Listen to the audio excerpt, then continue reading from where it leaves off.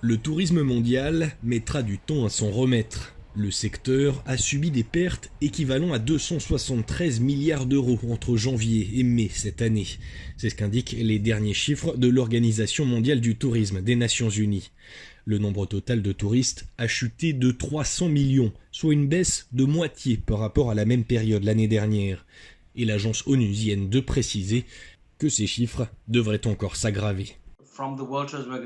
À l'Organisation mondiale du tourisme, nous avons estimé qu'en fonction de la réouverture des frontières, des tendances sur le marché et bien sûr de la façon dont la pandémie de Covid-19 évolue et le comportement social est très lié à tous ces éléments, on peut s'attendre à une réduction de 60 à 80% du tourisme international en 2020.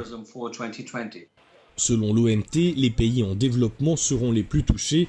Les moyens de subsistance de millions de personnes sont menacés dans le monde. Rien qu'en Europe, le tourisme touche 27 millions d'emplois. Certains s'en sortiront mieux que d'autres. Les séjours à la campagne, on le voit en poupe, et les plus grandes stations balnéaires sont loin d'être abandonnées.